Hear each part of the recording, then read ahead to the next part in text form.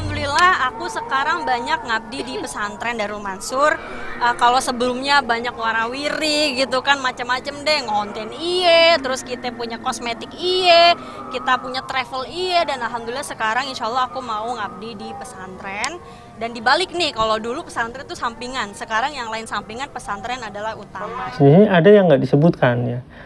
Kalau misalkan kita lihat dia menyebutkan kosmetik ya, terus dia menyebutkan travel atau bikin konten apa kayak gitu ya, dia disebutkan di sana. Tapi ada ya bisnis yang nggak disebutkan sama dia. Pertama kripto yang token ICN itu yang saya nggak tahu hasilnya bagaimana, karena yang mengadu sampai sekarang juga mereka juga pada masih bingung bagaimana. Terus kedua NFT, yang NFT suara dia katanya dulu dan nggak bisa booming karena udah mati sebelum berkembang gitu. Dan juga PyTrend nggak dia sebut, padahal dia itu bagian dari PyTrend.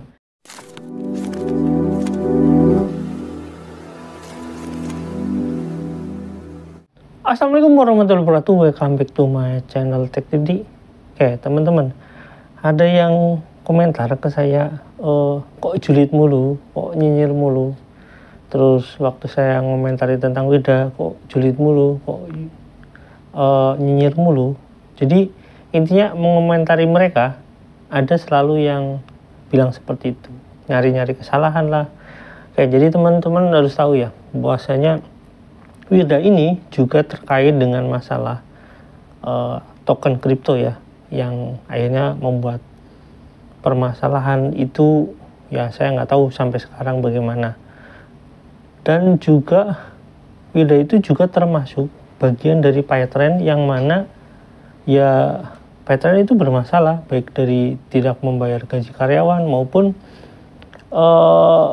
hal-hal program-program yang berkaitan dengan PyTrend itu sendiri, termasuk patungan usaha itu kan dipromosikan lewat PyTrend. Teman-teman, ini ya ada berita terbaru dari Wida, dan saya rasa ini ya mau saya ulas gitu, karena memang sedikit berhubungan dengan konten saya sebelumnya tentang kayak di Oxford, kuliah di mana gitu ya. Nah biasa di sini wartawannya yang berkaitan dengan ya media-media mainstream yang sering Yusuf Mansur undang gitu ya. Di sini ada berita dari Liputan 6. Wida Mansur tinggalkan kuliah di luar negeri, fokus besarkan pesantren Darul Mansur. Putri dari Yusuf Mansur telah membuat keputusan berani dengan meninggalkan kuliahnya di luar negeri untuk sepenuhnya fokus mengurus pesantren Darul Mansur di Cipondo, Tangerang. Keputusan ini menjadi sorotan mengingat dia baru saja menjalani semester 2 jurusan Business Enterprise di Buckingham University, Britania Raya, jadi di Inggris ya.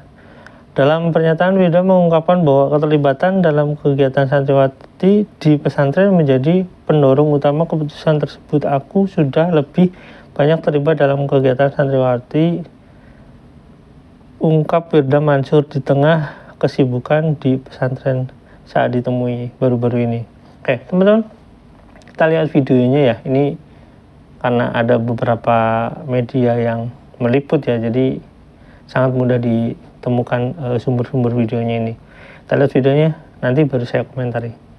Yuk, cekidot. Warahmatullahi wabarakatuh semuanya. Perkenalkan, aku Wida Mansur, dan sebelah ada siapa nih? Di hari ini kita bakal ngajak teman-teman semua untuk ngeliat pesantren Darul Mansur. Pasti pada kepo banget kan? Kenapa kepo coba? Karena Darul Mansur itu adalah pesantren yang terjangkau banget, 400 ribuan per bulan. Coba apa yang dibayangin sama teman-teman sekalian, ayah bunda di rumah, kalau dengar ada pesantren yang biayanya 400 ribuan doang sebulan, udah ama makan, ama SPP, ama asrama. Kayak gimana tuh bayangannya? Gimana nih bayangannya nih? Bayangannya mungkin nggak gitu bagus, nggak mungkin ya. Nah makanya alhamdulillah hari ini Wirda sama Kumi pengen ngajakin teman-teman sekalian untuk melihat apa sih yang ada di Darul Mansur. Yuk langsung kepoin. Kenapa namanya Darul Mansur? Karena biar kalau kata papa ya, emang agak lucu nih kalau kata papa kami gitu ya pengen punya nama kampus, nama pesantren yang nggak nunggu orangnya meninggal dulu baru dikasih nama. Contoh misalkan kan banyak tuh kampus-kampus yang dikasih nama insinyur siapa tapi orangnya keburu nggak ada. Jadi pengen bikin legacy ketika papa masih hidup gitu ya. Jadi makanya namanya Darul Mansur karena kita juga Mansur ya, keluarga Mansur yang Wirda Mansur, Kumin Mansur, Kun Mansur, sampai yang terakhir Aisyah Mansur. Bukan lebih dikenal, harapannya bukan seperti itu, tapi ingin mempertahankan legacy sehingga ini menjadi cerita ke anak cucu gitu nantinya bahwa nenek lo keren banget loh gitu. Pengennya sih gitu. Jadi kita memang saling mengapresiasi lah sesama keluarga. Kayak kakak apresiasi ade apresiasi kakak. Jadi memang itu sudah menjadi kekentalan di keluarga kami. Jadi alhamdulillah aku sekarang banyak ngabdi di pesantren Darul Mansur. Kalau sebelumnya banyak warawiri gitu kan macam-macam deh, ngonten iye, terus kita punya kosmetik iye, kita punya travel iye, dan alhamdulillah sekarang insya Allah aku mau ngabdi di pesantren. Dan dibalik nih, kalau dulu pesantren itu sampingan, sekarang yang lain sampingan, pesantren adalah utama. Sebagai anak pastinya kita menghargai kerja keras ayah ya, orang tua kami. Dan ini kan lahir karena doa-doa orang tua, makanya insya Allah lah kita sebisa mungkin mempertahankan dan terus bermanfaat bagi orang-orang. Jadi memang ada satu pelajaran diajarkan oleh ayah kami dan itu nggak akan bisa Wirda lupakan. Jadi biasanya kalau kita makan di pinggir jalan ada yang ngamen, apa yang kita lakukan? Pura-pura nggak lihat, bener nggak? Ntar gue didatangi minta duit nih. Tapi kalau papa luar biasa, Masya Allah, kita diajarin, kamu tuh harus ngasih mata, ngasih pandangan, harus menghargai orang. Jadi kalau ada pengamen kita ya apresiasi, kita ikut nyanyi, lalu kita kasih duit gitu. Wah, alhamdulillah nggak ada ya, belum ada. Aku juga masih berdoa yang terbaik lah, insya Allah mudah-mudahan dapat jodoh yang baik menurut Allah dan menurut orang tua. Doain aja. Oke, teman-teman, itu videonya. Nah, sebelumnya saya lanjut dulu ini bacanya di sini. Ini ada lanjutannya ya. Di sini ada tulisan. Jadi dedikasi. Keputusan Wirda Mansur ini tidak hanya mencerminkan dedikasinya dalam mengelola pesantren, tetapi juga menunjukkan kesadaran terhadap tantangan finansial yang dihadapi oleh banyak orang tua. Dengan fokus pada pesantren yang memberikan solusi terjangkau, Wirda dapat memberikan kontribusi positif dalam memberikan akses pendidikan yang berkualitas bagi generasi muda. Nah, tantangan bagi orang tua, saya nggak tahu dedikasi yang seperti apa ya, tapi di sini dari pembahasan Wirda Mansur itu ada yang berkaitan dengan bisnis dia,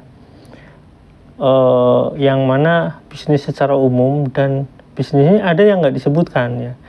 Kalau misalkan kita lihat dia menyebutkan kosmetik ya, terus dia menyebutkan travel atau bikin konten apa kayak gitu ya, dia disebutkan di sana. Tapi ada ya bisnis yang nggak disebutkan sama dia. Pertama kripto, yang token ICN itu yang saya nggak tahu hasilnya bagaimana, karena yang mengadu sampai sekarang juga mereka juga pada masih bingung bagaimana. Terus kedua NFT, yang NFT suara dia katanya dulu dan nggak bisa booming karena udah mati sebelum berkembang gitu. Dan juga Python nggak dia sebut, padahal dia itu bagian dari Python, itu bagian direksi daripada Python. Nah, Python nggak disebut. Menarik kan teman-teman ya. Jadi usaha-usaha yang gagal nggak dia sebut gitu, tapi usaha yang ya mungkin nggak berkembang juga sebenarnya. Usaha dia juga ya di kosmetik mungkin nggak berkembang, usaha dia di travel juga nggak berkembang, dan akhirnya dia bilang mau mendedikasikan, intinya dia pingin mengikuti apa kemauan dari ayahnya katanya. Nah, saya nggak tahu apakah Yusuf Mansur ini, katanya kalau misalkan kita lihat dari ceramah-ceramah Yusuf Mansur kan, Wirda Mansur itu salah satu orang yang dapat beasiswa sekian ratus juta gitu.